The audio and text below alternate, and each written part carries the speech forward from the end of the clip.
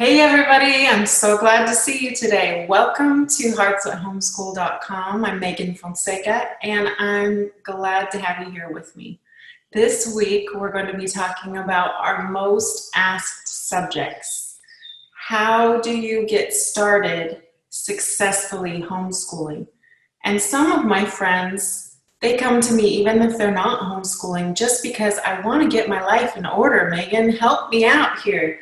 How do you get things flowing so that your life runs smoothly? So whether you homeschool or not, this is going to help you, but especially if you're going to homeschool.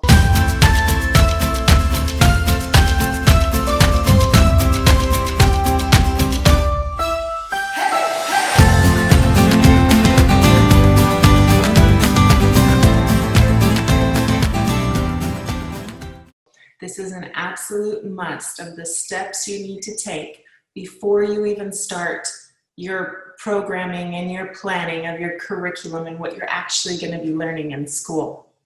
So guys, let's think about it. Most people, when you think about the word routine, they think, oh, boring, right? I know all my friends that I talk to, they're like, oh, but routine just sounds like something that you don't enjoy, right?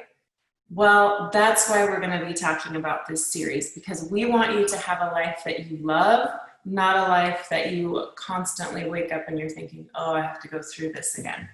So here's where we start. We're going to have our series, our Prep to the Prep series, where we talk about all the things you need to do if you're going to be homeschooling, or if you just want to get your life running smoothly so that you can have a life that you love and a family culture you enjoy. So first focus of our Prep to the Prep series is routine. Now, like I said, routine often seems like a boring thing, but let's think of it as mastery. Have you ever learned a sport? Or have you ever done art, or you maybe did dance or guitar? Think of something that you've learned in your life and how long it took to learn that. Now, do you really think that just leaving it up to randomness, you would have mastered that skill? Yeah, sure. There are a few people out there that can just seem to catch up, pick up on things and get things down easily, and they don't really need to practice a lot, but those are few, very, very, very few. Most people need to do something over and over consistently so that they can master it. And the same goes with your life and your routine.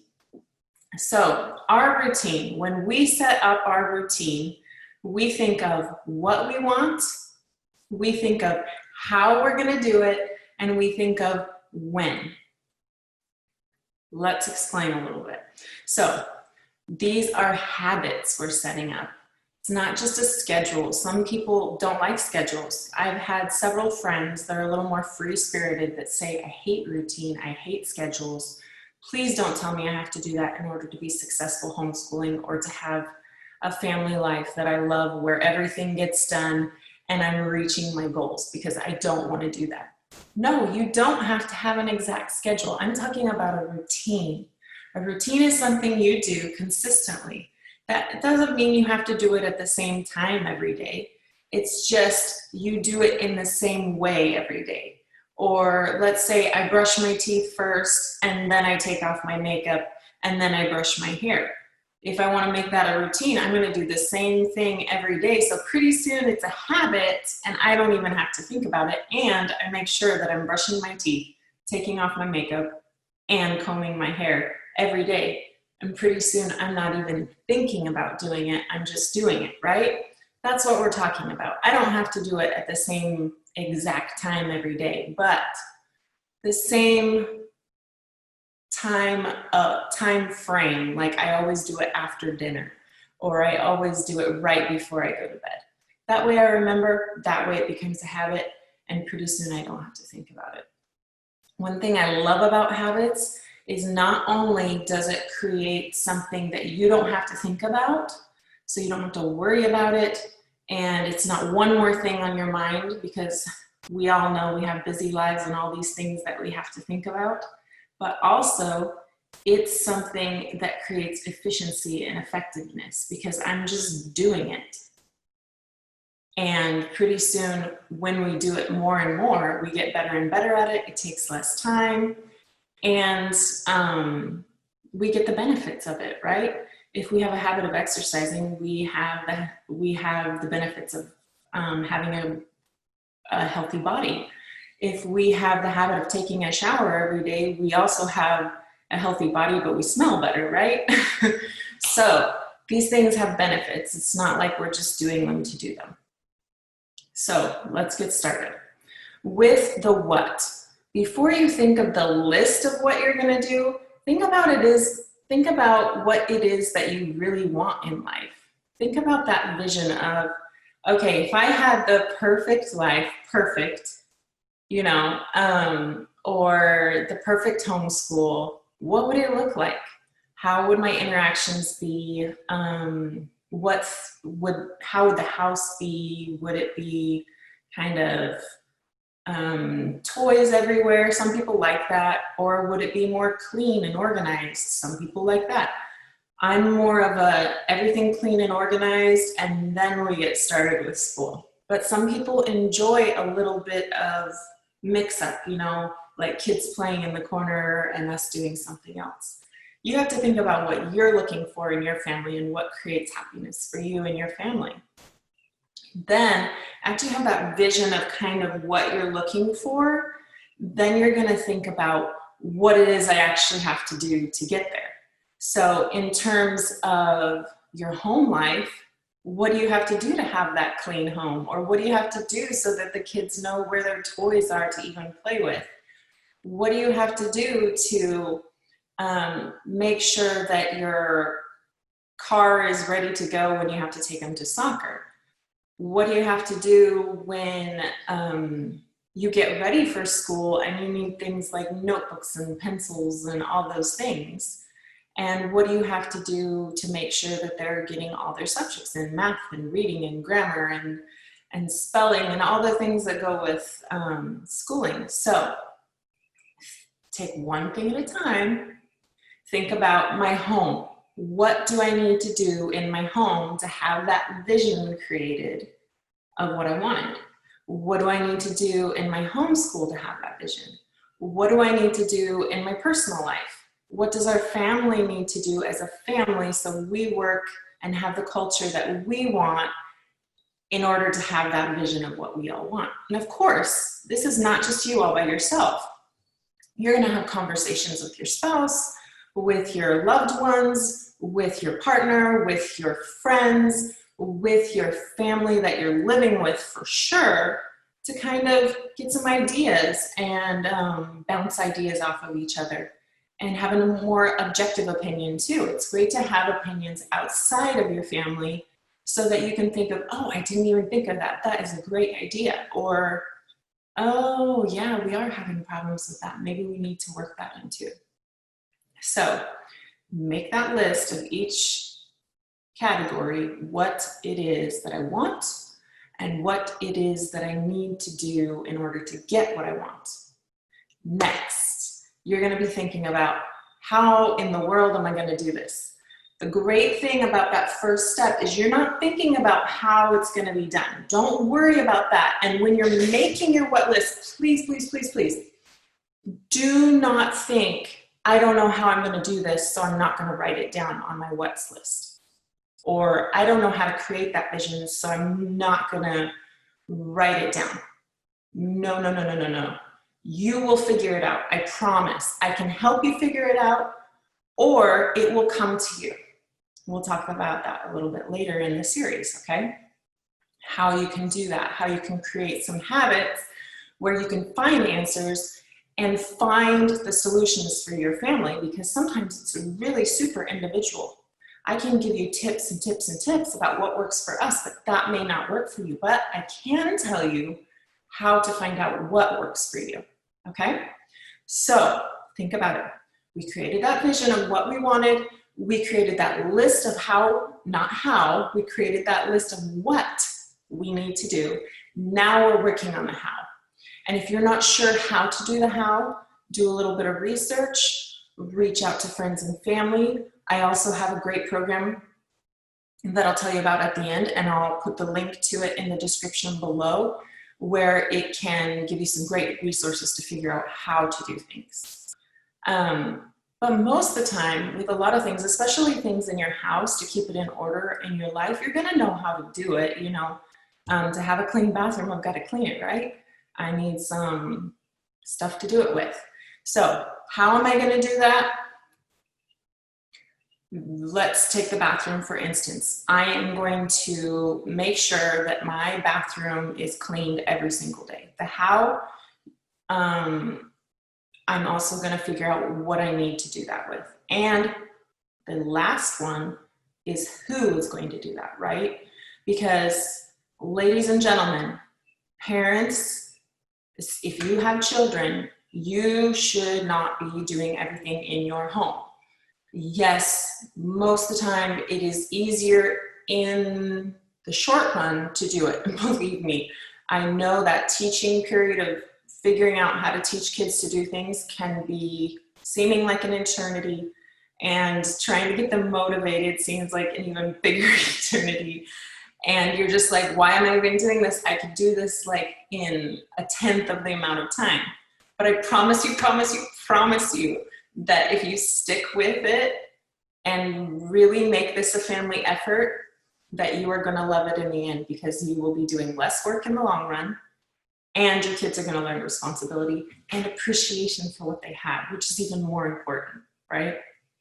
So we have figured out our vision, what we're doing, how we're gonna do it, and now we're assigning who is gonna do it. Delegate, delegate, delegate, delegate. If it is something you absolutely have to do yourself, then you should be doing it. But if it's something someone else can do, delegate it. Now, you do not want to be creating kind of like a queen or king role where you're just telling everybody what to do, right? So this is definitely going to be a family council matter. This is where you sit down with your husband first, figure out what you guys absolutely have to do yourselves, or sit down with whatever adult is in the home with you full time or most of the time, and figure out, okay, what are the things that the adults need to take care of? Obviously, you know, budgeting, right? Maybe there's like car maintenance at first if you don't have older teenagers. And there can also be things that you're going to have to, we'll talk about later on when we talk about stewardships, about helping kids learn how to do those things. So you'll have to do it for a little bit of time to train them, but not full time. But at first it will be your responsibility, right? So keep those things aside that the adults will need to take care of, assign those things. And of course, when you're going to do them, you also need to decide when actually the timing is that you need to do that. Maybe it's a daily thing, like our bathrooms, there's 8 people in the house. We have to clean the bathrooms every day. But for instance, the baseboards in the house, that's something we do usually once a month. Unless we're doing some kind of crazy project in the house and we get dust everywhere or something. So those kind of things. Is it a daily thing? Is it a weekly thing? Maybe every other day? Or is it a monthly thing? Or is it only a seasonal thing, like mowing the lawn, for instance? When is it going to be done? And when you're planning that as well, you need to make sure that you're being realistic about things, okay? This isn't your perfect vision. One thing I would say about that is think about the feeling you want, because a lot of times when we're viewing, especially social media, where it's so prevalent nowadays, or just all the articles and research and everything, all this information we get in our faces, we think perfect means what everyone is telling us is perfect, right?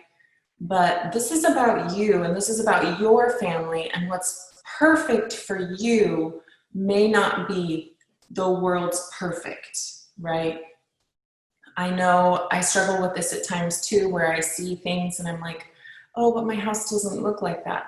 But then I think about it really, and I'm like, but I like the feeling in my house. I don't have to have everything spick and span constantly for me to be happy. That's not what's important to me. I'm not saying that's a bad thing.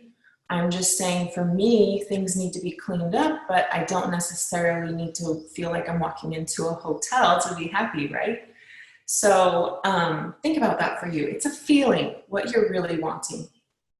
And then when you sit down for that family council, be sure you talk about that vision with everyone else and get an idea of what everybody else is expecting too, because especially with our kids, when we sit down, we get a totally wonderful, much more long-term and deeper feeling about what it is to be a family. They always remind us of the things like, well, we want to have fun, we want to have laughter, we want to play games and tell stories and enjoy each other's company, you know, where my husband and I are thinking about, well, we have to mow the lawn and we have to wash the dishes and we have to do this and we have to do this and we have to do this.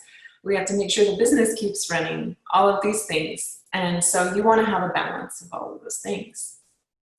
And so make sure that you're scheduling that into your routine too, those times to have fun, be together, and times to just be.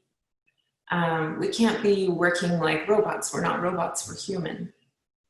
And sometimes your biggest, most creative times are going to come when you are, well, for me, actually, sometimes it's when I'm doing a routine that's just a habit, right? Because I'm not having to think about it, I get all of these great ideas and creativity that come to me. But also, when I have time to just chill and be, especially with my family, it's a time where I really feel in touch with who I am. And it's also a time that this happiness kind of drives motivation to do more. And I feel energized and I can keep going, but also I get great ideas about how we can move forward. Okay, so that's why it's so important to be counseling with everyone while you do this. And when you're deciding when, make sure you get an idea of what other people's expectations are of projects they have going on in their life too, because sometimes our kids have these little projects they're working on that are important to them, you know, maybe like the guitar, or, you know, my son is really into creating his own music right now, or my daughter is really into sewing right now. I need to make sure that they have time to do things that they enjoy too, and not just pile on all this stuff that they have to do. So make sure it's fair. It's according to their age level and maturity level and skill level, but it's not that they have to already know how to do it. We'll talk about that later, about training and helping them learn how to do new things. So remember that this is a process, and even when you start to get good at something, things still need planning, right? I remember as a student teacher, I got a lot more proficient at teaching. And then later on, I had other teaching roles in church and some community service. And then later on, coaching friends and clients, both on a business level and then community level. Teaching got way easier in terms of knowing how to teach people. But I always had to plan what my vision of everything was, of what I really wanted to get across, what I wanted them to learn, and also what I thought they were looking for. And that's the same as getting expectations from your family. And even though as time went on, I got better at teaching, like when we would move to other countries and the language would change, I'd have another reason to keep planning. And then it keeps coming, you know, like each year of homeschooling, there's always another challenge with someone not being able to catch on to a subject right away, or maybe we have a scheduling conflict, or maybe our business needs extra work, so we have to work around homeschool. That's how life is, right? There's always something thrown in the mix. So planning is so essential. I know you're going to get better at this, and pretty soon you're going to think, yes, I've got this, I've got I've got this, right? We get to that point, and I promise you, every time I start thinking that and start thinking, yeah, I totally can handle this, then something else huge or several things huge are thrown into the mix, and I'm like, no, I don't have it, I don't have it. So, but because I have a plan, because I have a routine, because I have good habits in place already, I can so much more start to deal with those things because I just have to, I don't have my whole life in chaos.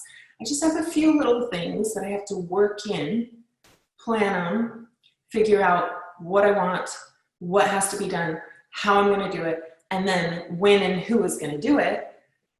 It's the same process every single time. What, how, when, and who. And I'll tell you, to wrap this up, once we've figured out all those things, for us, because there's a lot of people in our house and because I don't want to have it on my mind having to remember who does what, I make charts. I'm a big chart maker. I just do it on Excel so that even if the kids can't read, at least we have a list of what their responsibilities are. And I write out their whole routine of also time blocks of when they're going to do things. And that helps me so much, because not only can the majority of the kids, when they come to me and they're bored or they're like, what am I supposed to be doing? Or I want to do this. I'm like, okay, have you checked off your list? And it makes life so much easier because I'm not the bad guy, for one, which I don't like being. And for two, I know everything's getting done. And for three, they feel responsible and they also feel in control, and they also feel like, hey, I'm accomplishing things. Look at all these cool things that I just did. Or maybe they don't think they're cool, but they're like, I accomplished a lot today. So it helps you stay so much more positive and motivated, and your kids too, because they know they're doing great things to help the family. And just remember, when you're setting this up, that adaptation is so important. Just because it doesn't work out right away, or maybe my biggest one is it's working so well for a while, and then all of a sudden you get something thrown into the mix and it's not working anymore. And I'm like, I have to change everything. But that's so we can grow. That's so we can become even better. Those changes are good things. Adaptation is a good thing. And one of the great pros of homeschooling, even if you're not homeschooling, if you're thinking about it, one of the great pros that I'll tell you is you are completely in control of your life at that point, because you are not having to deal with someone else's school. You've created your own school. So you can work in curriculum that you want. You can work the timing that you want. You can make your life work so much better and adapt things and be so much more flexible, take breaks when you want. It's just been a huge pro for us. We love it so much. And so I'm just going to leave you with that. I know that this one was a little bit long. Tomorrow, we're going to learn some more about, we've talked about routines today. Tomorrow, we're going to talk about the stewardship training, about how to get your kids to get to be able to do other things that you can't do anymore, but they still need to be done. So stay tuned for tomorrow. And like I said, the link is below. If you're ready to get started on your homeschooling and you want a step-by-step guide to do that, get my Homeschool Quick Start Guide and all the great freebies that go with it that will get you started on the right foot, and you'll feel like you're ready to take it on. So guys, I'm totally doing this so that you can feel at ease. Like I tell all my friends and all my clients, I want to be able to help people get through this process without having the headaches and problems and heartaches that I did at the beginning. If I can help just even one person feel more confident and feel that they can do this, feel encouraged, then my work is done. I am so grateful for you to be here with me today, and we'll talk to you soon. Thanks. Bye.